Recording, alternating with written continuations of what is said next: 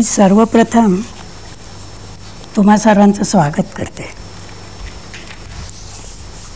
थंडीच्या दिवसातली रविवार सकाळ म्हणजे किती मौल्यवान वेळ आहे हे मी जाणते, आणि ती तुम्ही कविता वाचनाच्या कार्यक्रमाला हजर राहण्यासाठी खर्च केली म्हणून तुम्हा सर्वांचे आभार मानते.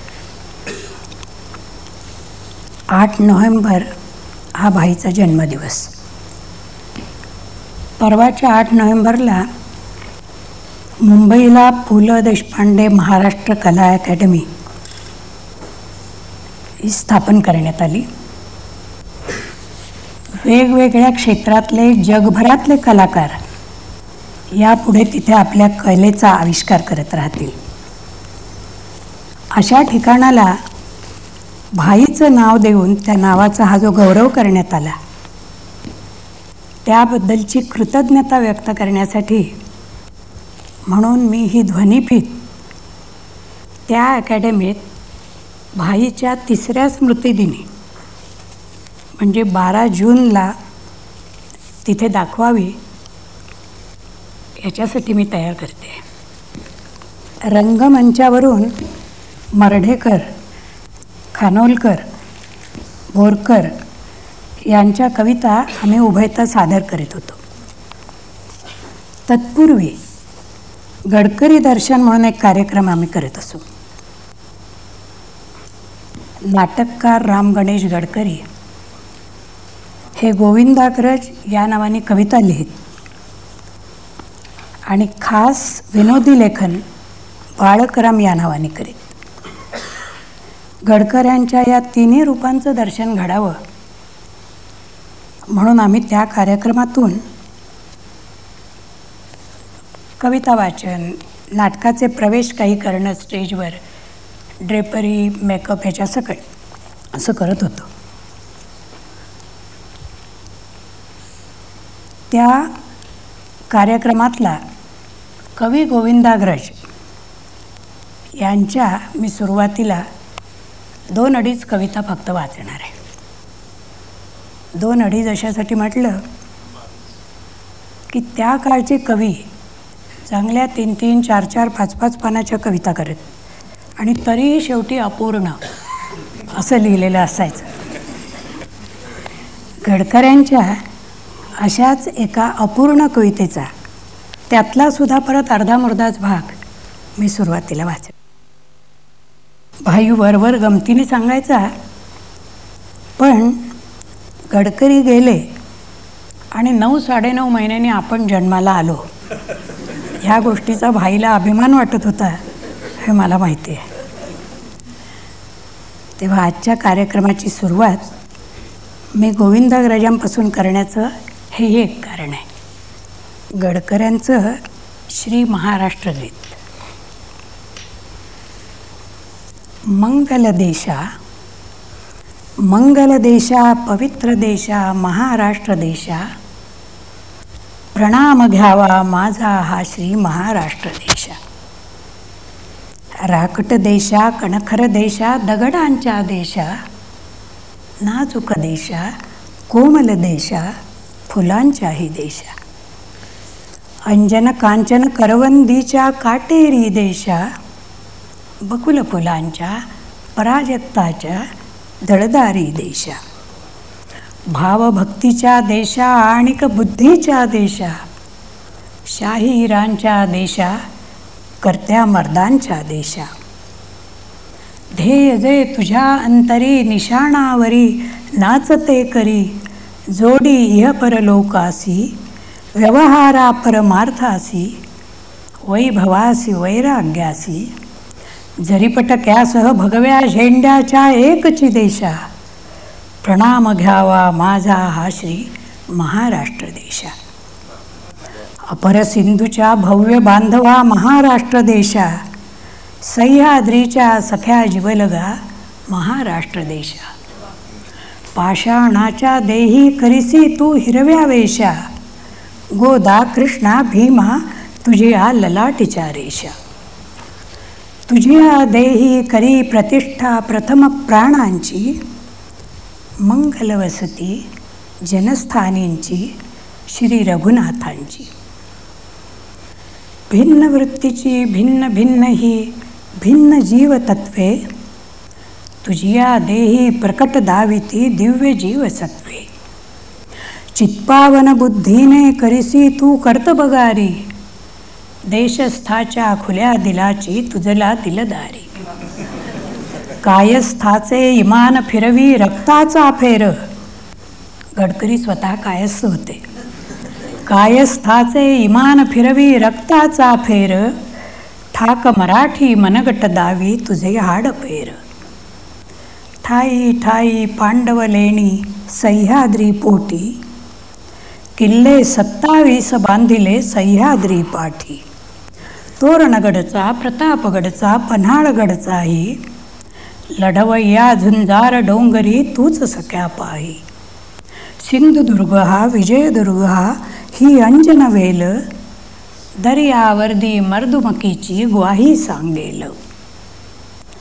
तुझ्या भुकेला वरी नागली आणि कणी कोंडा, वहाण पायी अंगी कांबळी उषा खाली धोंडा.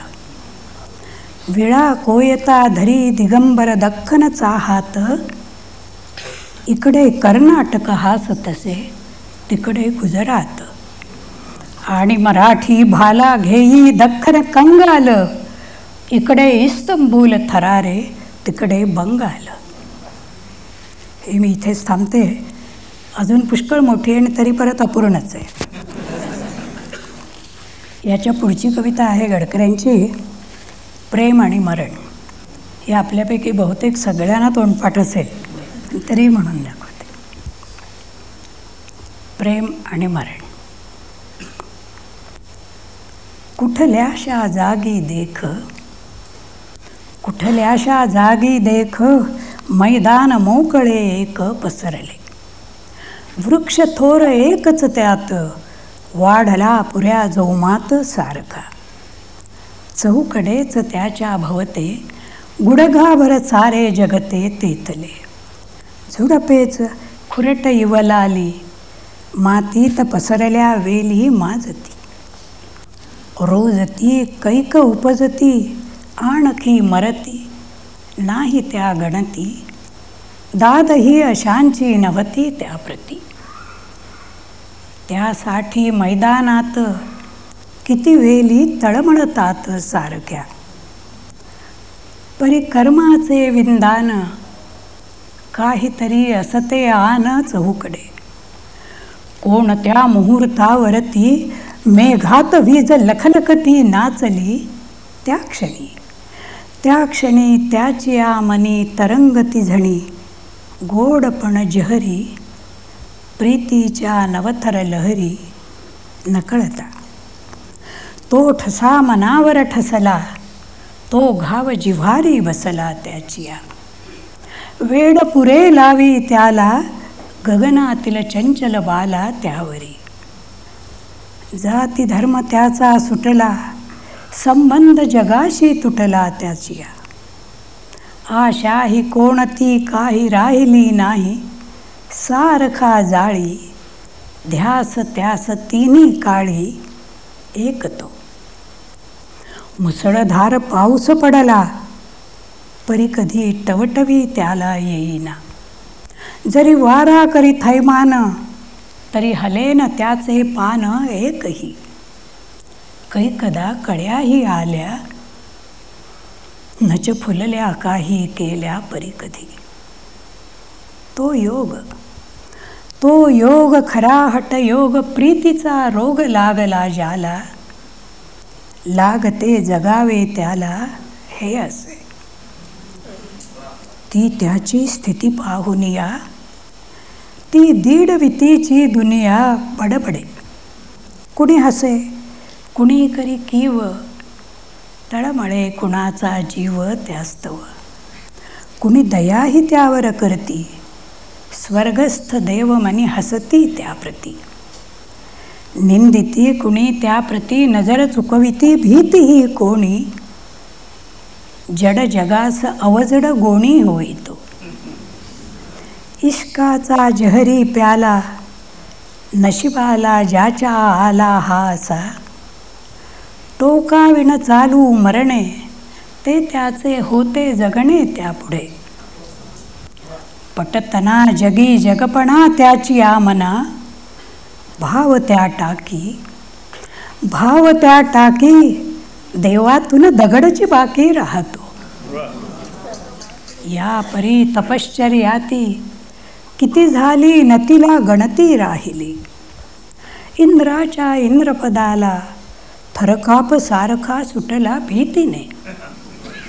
आश्चर्ये ऋषीगण दाटे, ध्रुवबाळा मत्सर वाटे पाहुनी.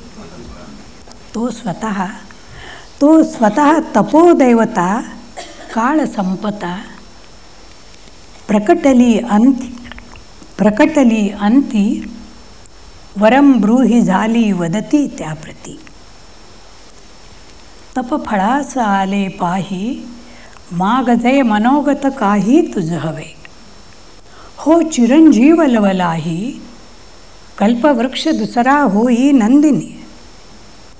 प्रणयींच्या वटवृक्षाचे, तुझ मिळेल पद भाग्याचे तरुवरा.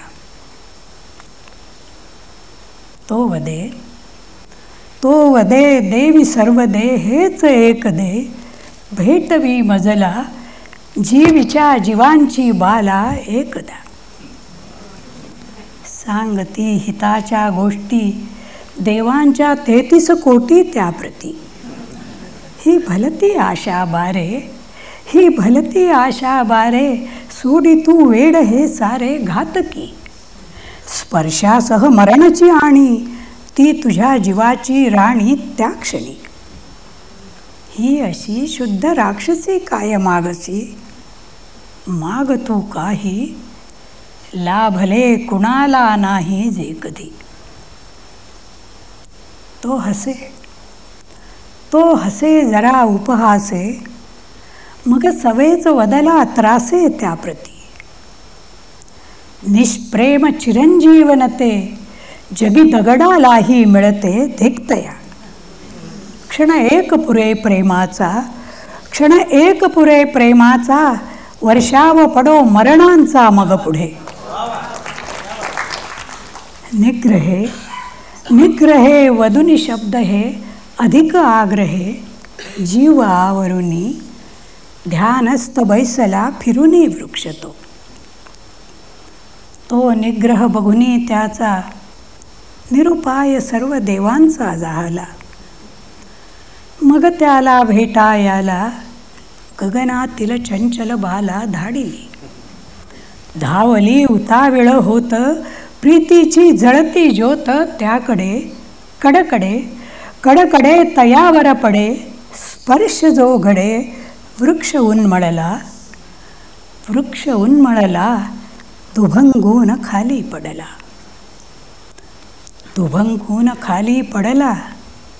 परी पडता हसला एकदा.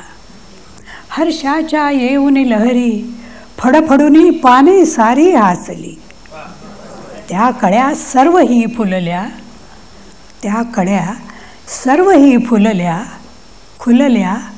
त्या कायम खुलल्या अजूनही.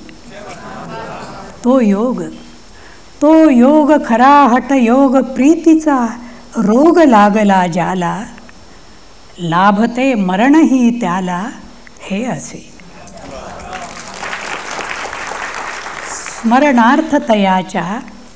स्मरणार्थतयाच्या ही बोलांची रान पालवी, मराठी रसिकांसाठी गोविंदाग्रज पाठवी.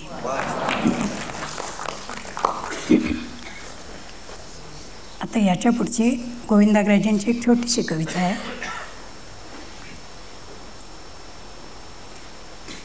स्मृतिगीत.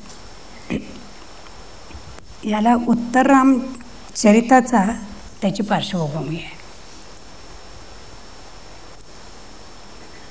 आठवतो का सांग सखे, तो काळ विवाहाचा, बालपणाचा, मुक्तपणाचा, निर्मळ भावाचा. संसाराचे चित्र चिमुकले चिमुकलेच जीव, फुलले नभते हृदयांचे ते राजस राजीव.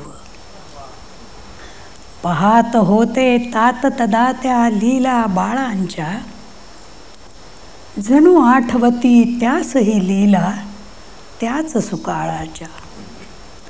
जपती पदोपदी प्रसन्न हृदया पुण्यमया माता, जपती पदोपदी प्रसन्न हृदया पुण्यमया माता. गेले ते दिन, गेले ते दिन सीते या परी हा बघता बघता. बालपणाचे प्रसंग जणू ते घडती आज फिरुनी, चित्रपटाया अश्रुजलाने चल टाकू धुनी. ती सीता तू, ती सीता तू, तोच राम मी, त्याच आज माता.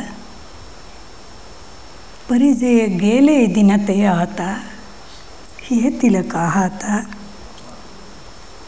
कशाच आशा आता नसती, झाले ते गेले.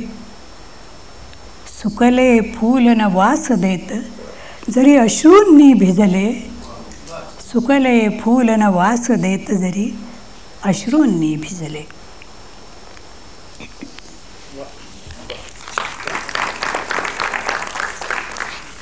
यानंतर मी मर्ढेकरांच्या अड्डा कविता आपल्याला वाचून दाखवणार. अड्डा म्हणजे घाबरू नका, छोट्या छोट्या आहेत. मर्ढेकर हे मराठी साहित्याच्या प्रांतातले एक युगप्रवर्तक कवी मानले जातात. मराठी कवितेचा चेहरा मोहराच त्यांनी बदलून टाकला. सदैव सुटाबुटात वावरणारा, सहसा इंग्रजीशिवाय काहीही न बोलणारा, नोकरीत मोठमोठी पदं भूषवणारा माणूस, पण काही बाबतीत ते काहीसे दुर्दैवी होते असं मला वाटतं. त्यांच्या पहिल्या पत्नी पारशी होत्या. पुढे मर्ढेकरांनी घटस्फोट घेतला आणि दुसरं लग्न केलं ते पंजाबी बाईशी. त्यांच्या ह्या दोघीही बायका खूप हुशार, चांगल्या सुशिक्षित आणि कर्तबगारही होत्या. पण कवी म्हणून मराठी कवितेतलं मर्ढेकरांचं स्थान कळावं अशी त्यांची पात्रता नसणं स्वाभाविकच होतं. त्यामुळे मर्ढेकरांचं वैवाहिक जीवन एखाद्या साहेबासारखं गेलं, पण मराठी कवीसारखं नाही. पण त्यांच्या मनाच्या गाभ्यात आत कुठेतरी आपलं ते मराठीपण, ते मर्ढ गाव, त्या गावातलं आपलं बालपण, या गोष्टींची वेळ होती, ओढ होतीच. माझा स्वतःचा एक अनुभव सांगते. भाईच्या कॉलेजात पहिल्या 2 वर्षात मर्ढेकर त्याचे प्रोफेसर होते. पुढे 1950 सालच्या सुमाराला पुण्यात त्यांच्या व्याख्यानाला आम्ही गेलो होतो. व्याख्यानानंतर व्यासपीठावर आम्ही त्याला भेटायला गेलो, तेव्हा सर म्हणून संबोधून भाईने त्यांना नमस्कार केला. त्याचवेळी मग मीही वाकून त्यांच्या पायाला हात लावून त्यांना नमस्कार केला आणि त्यांनी पटकन माझ्या डोक्यावर हात ठेवून मला जणू काय आशीर्वाद दिल्यासारखाच तो नमस्कार स्वीकारला. भाईने मग ही सुनीता माझी पत्नी म्हणून ओळख करून दिली आणि माझ्याकडे मायेने पाहत त्याने विचारलं, तू काय करतेस?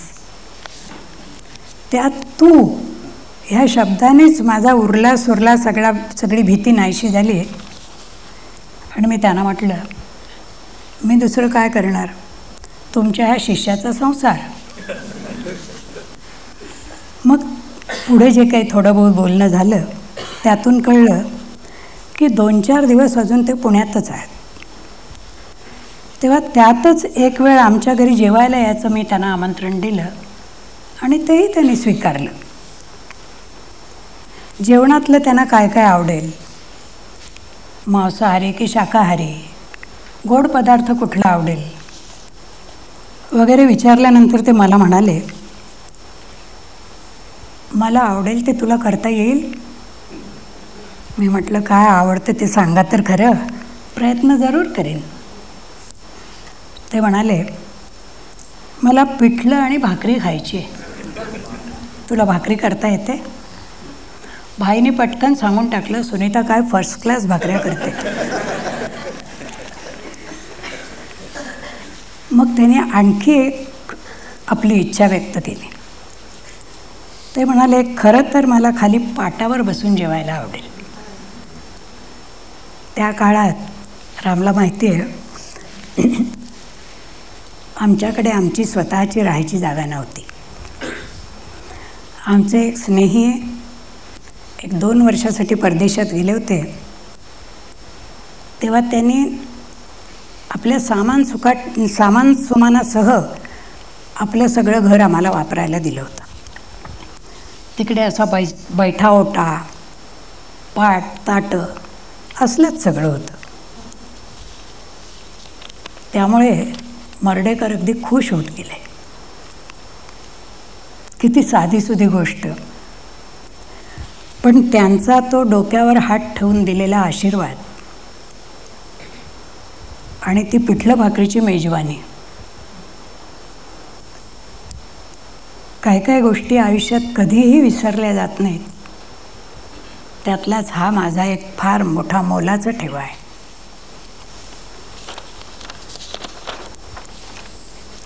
पुढे 30 वर्षांनी ह्या गोष्टीनंतर पुण्याला आम्ही स्वतःच्या जागेत कमला नेहरू पार्कपाशी रुपाली म्हणून सोसायटीमध्ये राहत होतो. तिथे मे महिन्याच्या अखेरीला मी गॅलरीत उभी राहून अशी बघत होते. ढग भरून आले होते, गडगडाट करत होते, पण पावसाचा एक थेंबसुद्धा पडत नव्हता. वाऱ्याचाही काही पत्ता नव्हता, झाडाचं एक पानसुद्धा हलत नव्हतं. आणि पटकन मला मर्ढेकरांची एक ओळ आठवली. अभ्रांच्या या कुंद फुने, अभ्रांच्या या कुंद फुने, पानाना ये हिरवी गुंगी, वैशाखाच्या फांदीवरती आषाढाची गाजर पुंगी.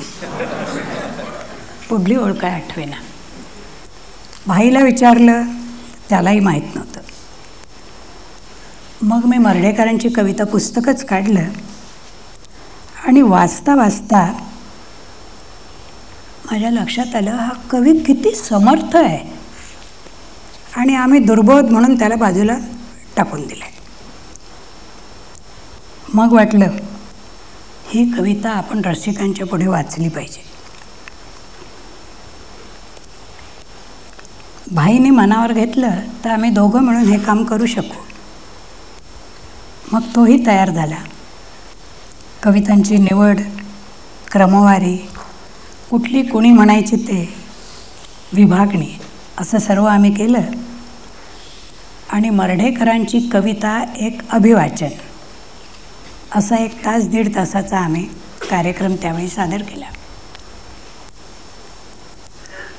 आणि या कवीचं श्रेष्ठत्व असं की आम्ही म्हणणारे आणि समोरचं ऐकणारे सर्वांनी तो कार्यक्रम अतिशय आनंदाने स्वीकारला.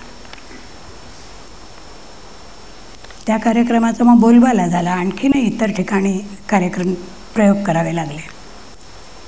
त्यातल्याच आज फक्त छोट्या छोट्या 8-10 कविता मी आपल्यापुढे वाचणार आहे.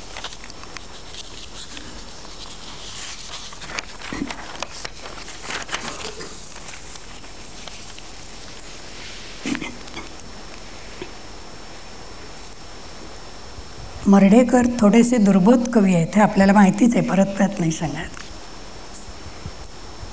शिशिर तुझ्या पुनरागमे, शिशिर तुझ्या पुनरागमे, एक एक पान गळावया, का लागता मज येतसे, नकळे उगाच रडावया, शिशिर ऋतूच्या पुनरागमे. पानात जी निजली इथे, इवली सुकोमल पाखरे, जातील सांग आता कुठे, निष्पर्ण झाडीत कापरे, शिशिर ऋतूच्या पुनरागमे. फुलली असेल तुझ्या परी, बागेतली बकुलावली, वाळूत निर्झर बासरी, किती गोड ऊब महितली. येतील ती उडुनी तिथे, इवली सुकोमल पाखरे, पानात जी निजली इथे, निष्पर्ण झाडीत कापरे, शिशिर ऋतूच्या पुनरागमे. पुसतो सुहास स्मरून या तुझ आसवे. सुहास ही मर्ढेकरांच्या कवितेतली त्यांची एक काल्पनिक प्रेयसी होती. अनेक ठिकाणी ती सुहास म्हणून येते. पुसतो सुहास स्मरून या तुझ आसवे, जरी लागले एक एक पान गळावया, शिशिर ऋतूच्या पुनरागमे. पुढची कविता आहे. या दुःखाच्या कढईची गा, या दुःखाच्या कढईची गा, अशीच देवा घडण असू दे. जळून गेल्या लोखंडातही जळण्याची पण पुन्हा ठसू दे. कणखर शक्ती ताकद झळकट, मोलाची पण मलूल भक्ती, मोलाची पण मलूल भक्ती, जशी कुंतीच्या लिहिली भाळी. कुंतीनी म्हणे, आपल्यात बहुतेकांना माहिती असेल पण ज्यांना माहिती नसेल त्यांच्यासाठी सांगते. कुंतीने श्रीकृष्णापाशी एक वर मागितला होता. देवा, माझ्या भाळी सदैव दुःखच लिहून ठेव, म्हणजे मला सतत तुझी आठवण होत राहील. मोलाची पण मलूल भक्ती, जशी कुंतीच्या लिहिली भाळी. खिळे पाडुनी तिचे जरा या कढईच्या दे कुट्ट कपाळी. ठोकून पक्के काळे बळकट, फुटेल उकळी, फुटेल उकळी, जमेल फेस, उडून जाईल जीवन वाफ. परी सांध्यातून कढईच्या या, फक्त बसावा थोडा कैफ. तव नामाचा भेसूर धुरकट. दवात आलीस भल्या पहाटी, दवात आलीस भल्या पहाटी. शुक्राच्या तोऱ्यात एकदा, जवळून केलीस पेरित अपुल्या. तरल पावला मधली शोभा. अडलीस आणिक पुढे जराशी, अडलीस आणिक पुढे जराशी. पुढे जराशी हसलीस, मागे वळून पायचे विसरलीस का. विसरलीस का हिरवे धागे. लक्ष कुठे अन कुठे पिपासा, सुंदरतेचा कसा इशारा. डोळ्यामधल्या डाळिंबांचा सांग धरावा कैसा पारा. अनोळख्याने अनोळख्याने ओळख कैची, गतजन्मींची द्यावी सांग. कोमल ओल्या आठवणींची, येथल्याच जर बुजली रांग. तळहाताच्या नाजूक रेषा, तळहाताच्या नाजूक रेषा. कुणी वाचाव्या कुणी पुसाव्या. तांबूस निर्मल नखावरी अन शुभ्र चांदण्या कुणी गोंदाव्या. दवात आलीस भल्या पहाटी, दवात आलीस भल्या पहाटी, अभ्रांच्या शोभेत एकदा, जवळून गेलीस पेरीत आपुल्या, मंद पावला मधल्या गंधा.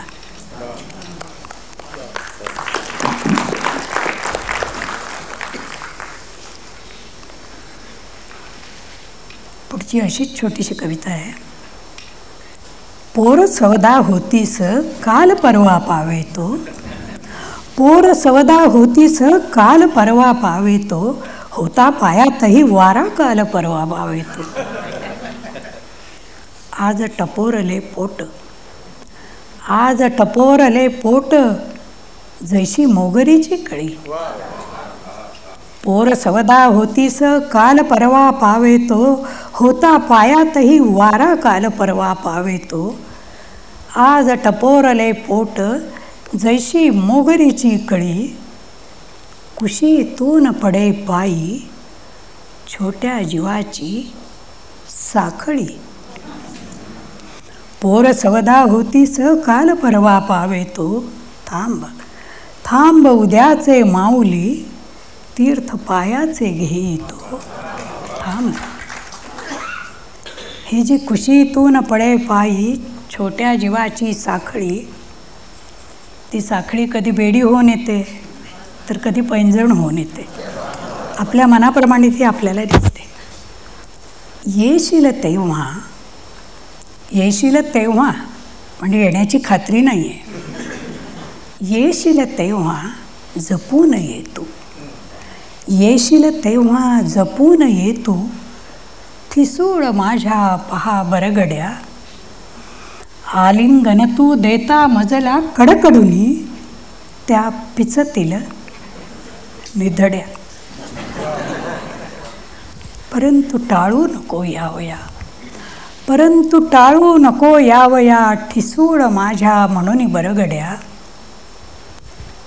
हृदयामधल्या हेतू लागी, हव्यात हाडांच्या या तिरड्या. हृदयामधल्या हेतू लागी, हव्यात हाडांच्या या तिरड्या.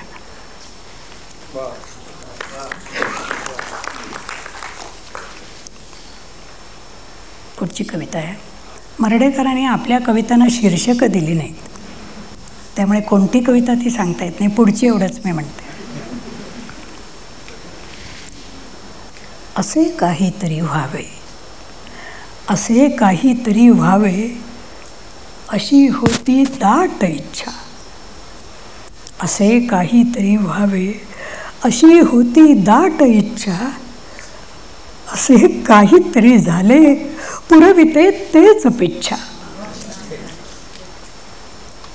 पैलथडी पिके आंबा, पैलथडी पिके आंबा, ऐलथडी हे शहारे. कुणा भाग्यवंतासाठी मध्ये वाकतात वारे. ओल्या वाळूतून वर येती रसाळ सुवास, आणि मनातल्या बिया, मनातल्या बिया देते हळूच आळस. ज्या कधी पेरल्याच जाणार नाही आहेत ते दुसरं काय करणार. आणि मनातल्या बिया देती हळूच आळस. असे काहीसे होईल, असे काहीसे होईल, अशी होती फार आशा. असे काहीसे झालेले, पाहताच थिजे भाषा. थिजे भाषा. मर्ढेकरांची पुढची कविता आहे. ही महात्मा गांधींच्या वधानंतर लिहिलेली कविता आहे. म्हणजे महात्माजींचा खून झाला तो 30 जानेवारीला झाला. मला आठवतं आमचं त्यावेळेला कोल्हापूरला शूटिंग चाललं होतं, त्यावेळेला झालं. त्या सुमाराला पौष महिना संपून माघाची सुरुवात होते. आपल्या महिन्यांचं गणित वेगवेगळं आहे, इंग्रजी महिना आणि मराठी महिना, पण तरीसुद्धा साधारणतः त्यावेळेला त्या वर्षी तरी पौष संपून माघ येत होता. तर ही कविता ही एकीकडून काय घडावं ते, एकीकडून काय घडता येते आणि एकीकडून काळाचा संदर्भ त्याला कोणता येतो, अशा 3 स्तरावरची आहे. फुटेल होती वेडी आशा, फुटेल होती वेडी आशा, आकाशाचा कर्मठ सांधा, पडेल किंवा तडा भयंकर, वसुंधरेच्या अर्ध्या अंगा. असे न घडले काही, असे न घडले काही, फक्त अनंत उठले सुतकी शब्द. 2 मिनिटांची सडी शांतता शहारली आणि मिटली लब्ध प्रतिष्ठितावर. वदला पौष जाता जाता त्या माघाला, अन इसवी सनत कवायतीचा कदम उचलुनी पुढे सरकला. अशीच जावी वर्षे काही, अशीच जावी वर्षे काही, आणि महात्मा यावा पुढचा. आम्हास आम्ही पुन्हा पहावे काढून चष्मा डोळ्यावरचा. कुणीतरी महात्मा यावा आणि त्याने आमचं भलं करावं, आम्ही आनंदाने ते भोगावं. अशीच जावी वर्षे काही, आणि महात्मा यावा पुढचा. आम्हास आम्ही पुन्हा पहावे काढून चष्मा डोळ्यावरचा. आता मर्ढेकरांच्या शेवटच्या 2 कविता आजच्या कार्यक्रमातल्या. फलाट दादा, फलाट दादा, फलाट दादा, फलाट दादा, फलाट दादा, येते गाडी जाते गाडी, फलाट दादा आली ही पण शिंगल पडायला गेली गाडी. हिम्मत तुमची खरी पहाडी, फलाट दादा, हिम्मत तुमची खरी पहाडी, फलाट दादा, फलाट दादा. कितीक गेला गडी तुडवणी, छातीवरती तुम्हास समदा. फलाट दादा, फलाट दादा, येते गाडी जाते गाडी, फलाट दादा आली ही पण शिंगल पडला गेली गाडी. फलाट दादा,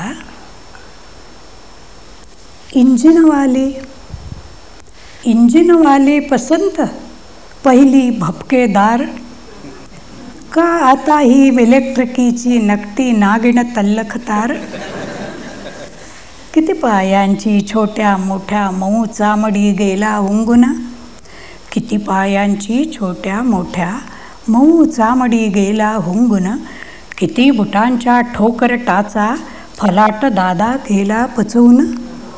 सपाट नाजूक नखरेबाज, सपाट नाजूक नखरेबाज, बिलगुन गेल्या किती चंपल्या, किती रांगडी ठसकेदार वाहन गेली दावीत टिकल्या. फलाट दादा, बोलावो तुम्ही, बोलावो तुम्ही, बोलावो तुम्ही, फलाट दादा, येते गाडी जाते गाडी. परीन हसला थवा रडला, राम रामचा फुफाट हरगडी.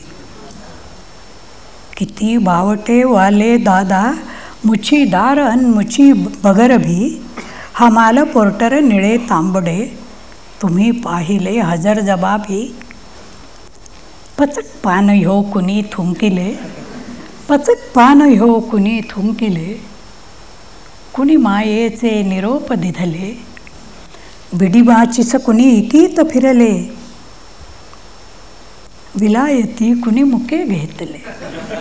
हरगार्डाची न्यारी शिट्टी, हरगार्डाची न्यारी शिट्टी, हर ड्रायव्हरचा न्यारा हात.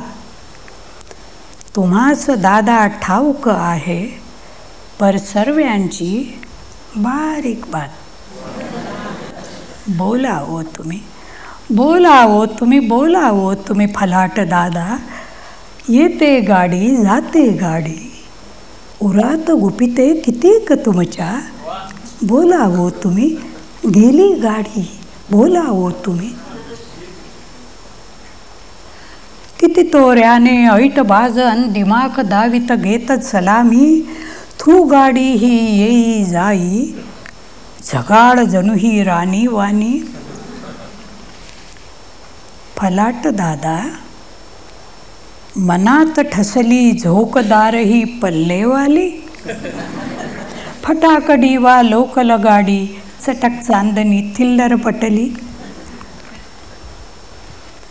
लटांबराची गबाळ संथ, मालगाडिका बोल घेवडी. बरी वाटली ऐस पैसन, घरलक्ष्मी जणू येडी भाबडी. फलाट दादा बोला बोला, फलाट दादा बोला बोला. मिश्किल शिंगल हिरवा झाला. गेली गाडी फलाट दादा, आता तरी वो बोला बोला. मिश्किल शिंगल भोळा सांधा, सीधे रूळ अन खडी गोमटी. कुरूप काळी पाठ लाविता, ज्या जीवाला धरिल्या पोटी. या समध्यांच्या गोष्टी सांगा, या समध्यांच्या गोष्टी सांगा फलाट दादा.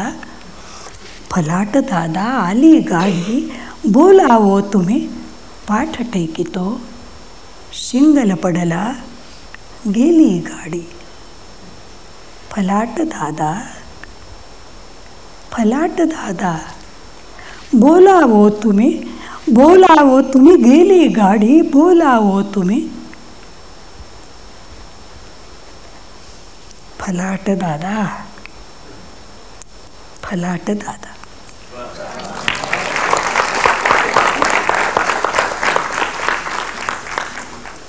आता मर्ढेकरांची आज मी म्हणणार असलेली शेवटची कविता.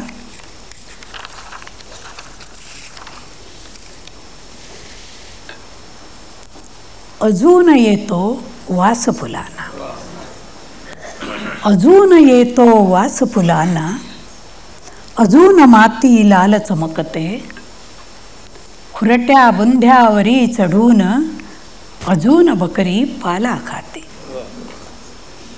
अस्मानावर भगवा रंग आणि नागवे समोर पोर. अजून डुलक्या घेत मोजिते, या दो होतील अंतर ढोर.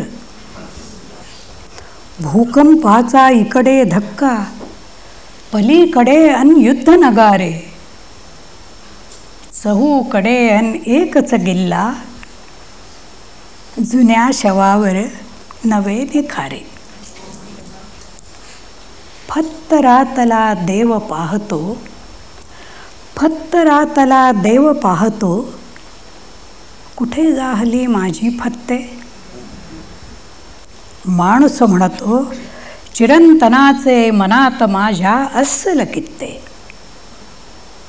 चढेल तुसडी तेढी नाती, नश्वरतेतही चिरका नखरा. चढेल तुसडी तेढी नाती, नश्वरतेतही चिरका नखरा. शिजत्या मांसामधून कोणी स्वर्ग हुंगतो बुलंद बहिरा. सटीक मानवतेची टिपणी पुन्हा वाचली अर्थ तोच तरी.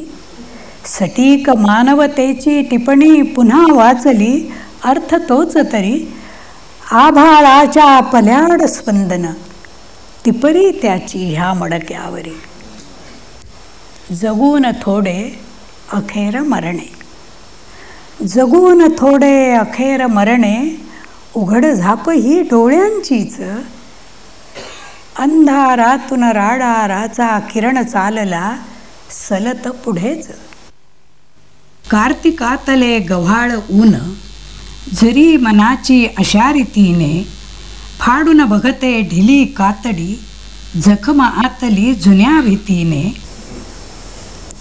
तरीही येतो वास फुलांना, तरीही येतो वास फुलांना.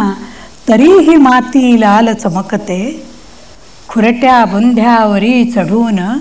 तरीही बकरी पाला खाते.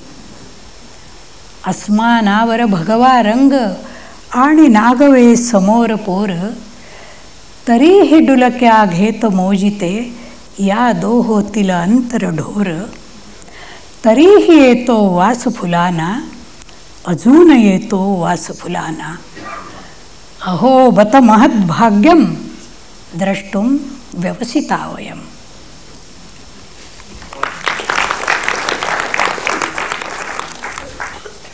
मर्ढेकरांच्या नंतर आरती प्रभूंच्या त्यांच्या छोट्या छोट्या आहेत कविता सगळ्या, ह्या काही म्हणून दाखवणार आहे. माझ्या कानावर जी आली ती पार्श्वभूमी अशी, मला 100% ते खरं खोटं काही माहीत नाही, पण मला माहिती आहे ते आपल्याला सांगते. आरती प्रभू म्हणजे चिमत्रम खानोलकर हा कोकणातल्या एका तालुक्याच्या गावी, हा तिकडे त्याची आई खानावळवाली होती. ती खानावळ चालवायची.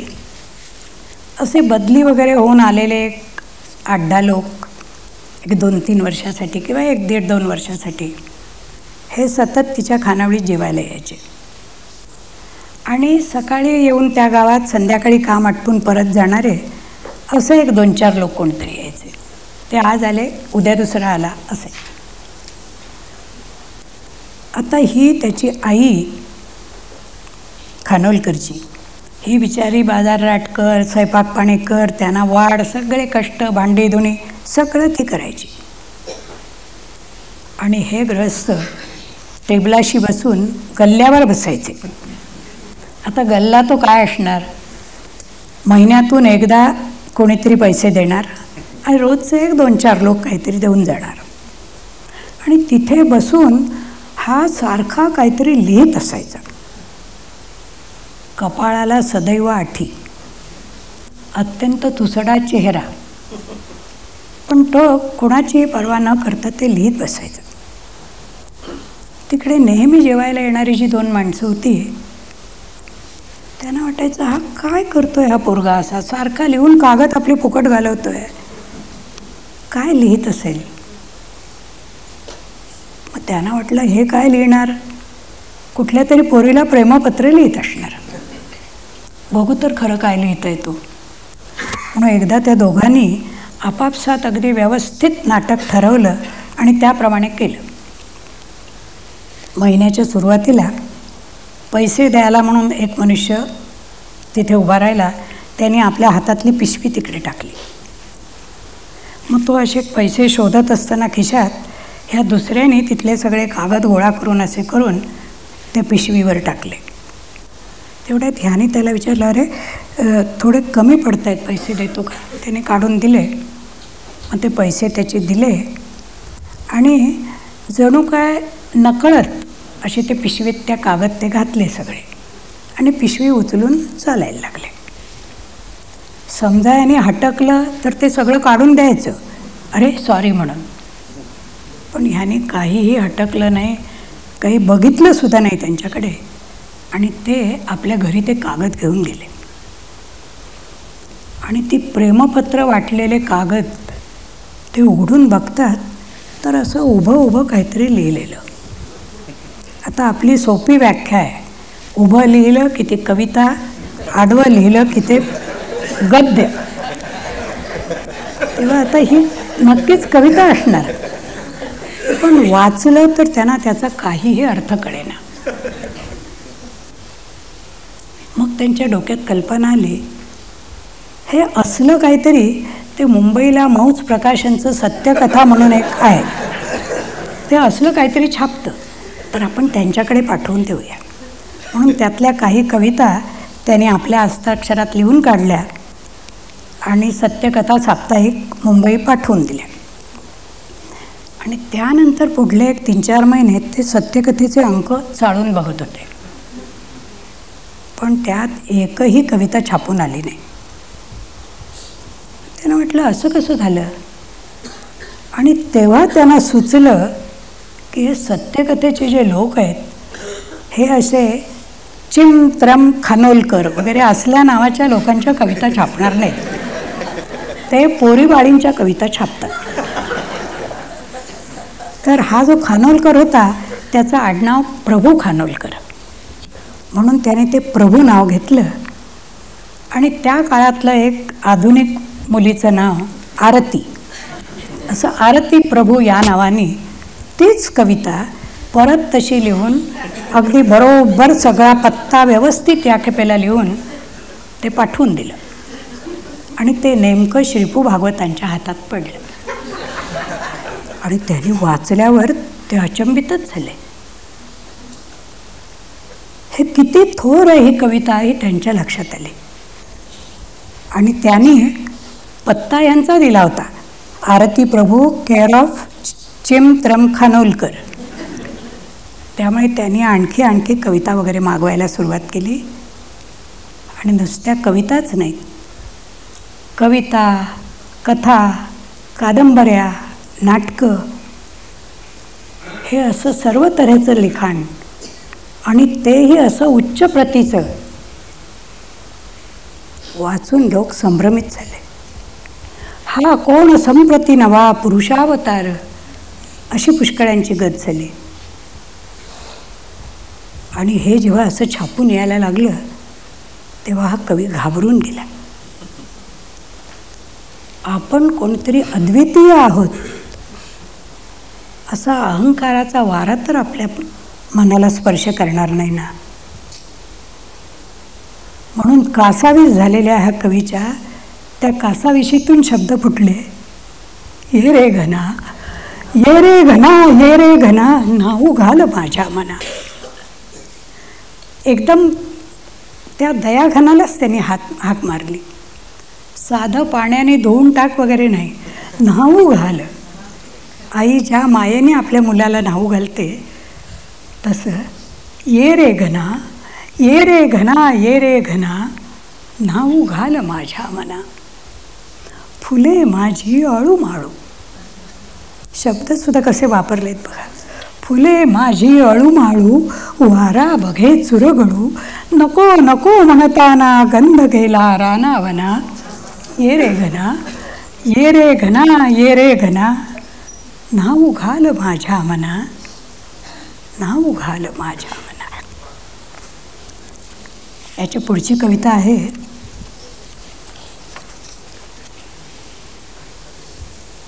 एका रिमझिम गावी. गावसुद्धा कसं रिमझिम. एका रिमझिम गावी, एका रिमझिम गावी भरून आहे हृदयस्ततान. एका रिमझिम गावी भरून आहे हृदयस्ततान. पण स्वगत विसरून तिथे जाता आलं पाहिजे. चालून जाता येण्यासारखी पायतळी आहे माती.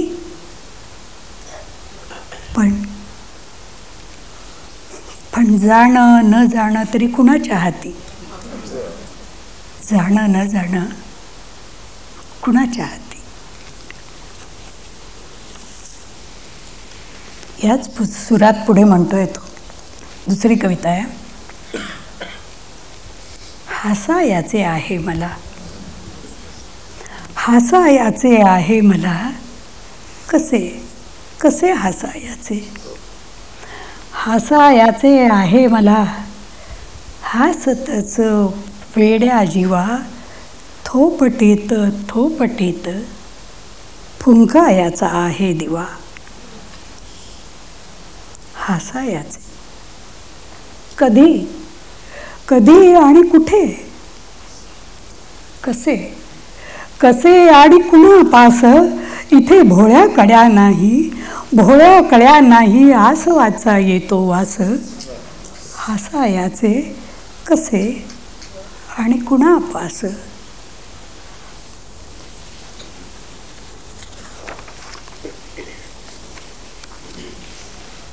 पुढची कविता आहे. मिळालेले मला खूळ.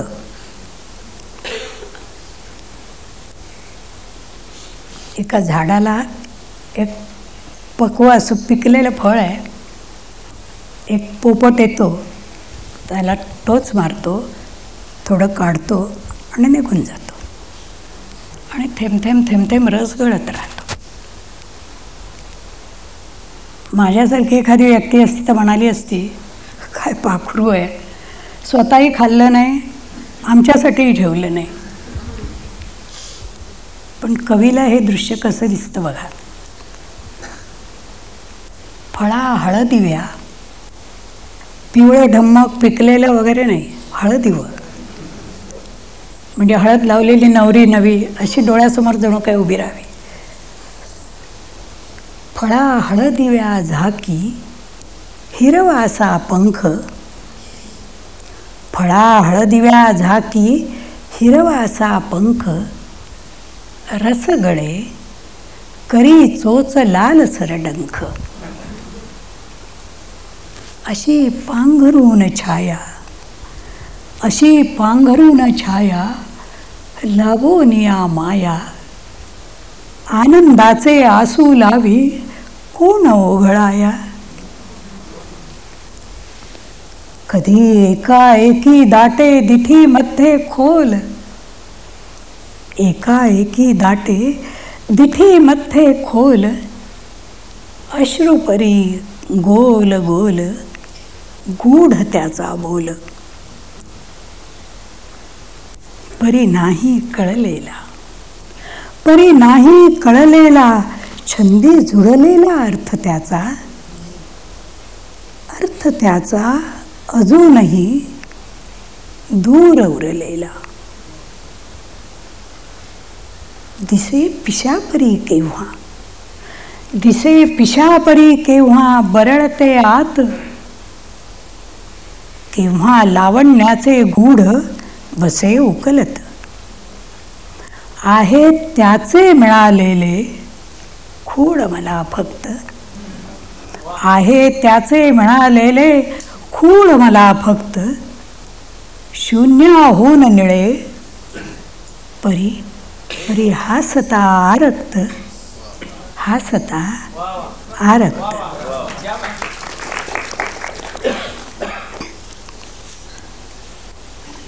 पुढची कविता आहे मनाचा दगड. ही अवस्था आपल्या सर्वांच्या आयुष्यात कधी ना कधीतरी येऊन जाते. गेले द्यायचे राहून, गेले द्यायचे राहून, गेले द्यायचे राहून. गेले द्यायचे राहून, तुझे नक्षत्रांचे देणे. आता माझ्या पास कळ्या आणि थोडी ओली पाने. आलो होतो हासत मी काही श्वासांसाठी फक्त. दिवसांचे आता ओझे, रात्र रात्र सोशी रक्त. आता मनाचा दगड, मनाचा दगड घेतो कढत उशाला. होते कळ्यांचे निर्माल्य, कळ्यांचे निर्माल्य आणि पानांचा पाचोळा. होते कळ्यांचे निर्माल्य आणि पानांचा पाचोळा. गेले द्यायचे राहून, गेले द्यायचे राहून. तुझे नक्षत्रांचे देणे, गेले द्यायचे राहून. या आरती प्रभूंची नक्षत्रांचे देणे या नावाचं एक पुस्तक आहे. ते त्यांनी भाईला अर्पण केलं आहे. त्याच्यावर त्याची सही वगैरे सर्व लिहिलेलं आहे. मला एकदम आठवण झाली. यांनी सगळ्याच कविता अशा काही दुःखाच्या वगैरे नाही आहेत. एक त्याची छोटीशी कविता आहे, तू तू तेव्हा अशी, तू तेव्हा तशी, तू तेव्हा अशी, तू तेव्हा तशी, तू बहरांच्या बाहूंची, तू ऐल राधा, तू पैल संध्या, चाफेकळी प्रेमाची. तू काही पाने, तू काही दाणे, तू काही पाने, तू काही दाणे, तू अनोळख्या फुलांची, तू नवी जुनी, तू कधी कुणी, खारीच्या ग डोळ्यांची. तू हिरवी कच्ची, तू पोक्त सच्ची, खट्टी मिठ्ठी ओठांची, तू कुणी पक्षी, तू कुणी पक्षी, पिसावर नक्षी, कवितेच्या ईश्वराची. तू कुणी पक्षी, पिसावर नक्षी, कवितेच्या ईश्वराची. आता आरती प्रभूंच्या शेवटच्या 2 कविता मी म्हणते. पहिल्या ह्या कवितेचं नाव आहे जाईन दूर गावा. तेव्हा मलाच माझा वाटेल फक्त हेवा, तेव्हा मलाच माझा वाटेल फक्त हेवा, घरदार टाकून मी जाईन दूर गावा. पाण्यात ओंजळीच्या आला चुकून मीन, पाण्यात ओंजळीच्या आला चुकून मीन, चमकून हो तसाच गाण्यात अर्थ जावा, तेव्हा मलाच माझा वाटेल फक्त हेवा. शिंपीत पावसाळी सर्वत्र याल केरी, यावा नाम पक्षी स्पर्शू मलाच यावा, तेव्हा मलाच माझा वाटेल फक्त हेवा. देता दुरून कोणी नक्षत्र से इशारे, देता दुरून कोणी नक्षत्र से इशारे, साराच आसमंत घननीळ होत जावा, तेव्हा मलाच माझा वाटेल फक्त हेवा. तारावरी पडावा केव्हा चुकून हात, तारावरी पडावा केव्हा चुकून हात, विस्तीर्ण पोकळीचा गंधार सापडावा, तेव्हा मलाच माझा वाटेल फक्त हेवा, वाटेल फक्त हेवा. आणि आता त्याची शेवटची कविता आहे. इतकं सगळं ज्यांनी लिहिलं, कथा, कादंबऱ्या, नाटकं, कविता, त्यांनी ही कविता का लिहावी मला कळत नाही, पण ती लिहिली आहे. कवितेचं नाव आहे गाडा. गाडा. कुणासाठी, कुणासाठी, कुणासाठी, कशासाठी, कुठवर, कुणासाठी, कुणासाठी, कशासाठी, कुठवर रेटा याचा ऐसा गाडा, इमानाने जन्मभर. गाणे सुरू झाले तेव्हा चंद्र होता डोईवर. गाणे सुरू झाले तेव्हा चंद्र होता डोईवर, गाणे मध्यावर आले चंद्र झाला रानभर. गाणे संपले, गाणे संपले आणिक पक्षी फडाडला तमी, आणि तसाच मिटला घरट्यात अंतर्यामी. वाट रानातली किर्र, वाट रानातली किर्र, हुरहुर सर्व दूर, चक्रे फिरती फिरती, करकरे चराचर, करकरे चराचर. कळ्या फुलतात येथे, कळ्या फुलतात येथे, पाने गर्द वाजतात. कळ्या फुलतात येथे, पाने गर्द वाजतात. फुले घळतात येथे तरी पाने वाजतात. पाने झडतात येथे तरी वारे वाजतात. वारा पडला तरीही दूर घंटा वाजतात. कुणासाठी भरूप आहे डोळा ऐसे उष्ण पाणी, कुणासाठी भरूप आहे डोळा ऐसे उष्ण पाणी. कुणासाठी झरत आहे झरा गप्प इशारानी. कुणासाठी झरत आहे आयुष्य हे क्षणोक्षणी.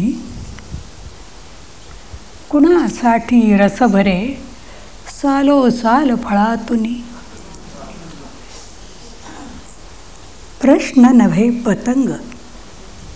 प्रश्नचिन्ह असं असतं ना, तसा पतंग असतो, म्हणून त्याला हे सुचलं असेल कदाचित. प्रश्न नव्हे पतंग आणि खेचू नये त्याची दोरी. आणि खेचली तरीही मिटेल का चिंता सारी. कुणासाठी, कशासाठी, कुठे आणि कुठवर ऐसे घोकित घोकित व्हावयाचे दिगंबर. ऐसे घोकित घोकित व्हावयाचे दिगंबर.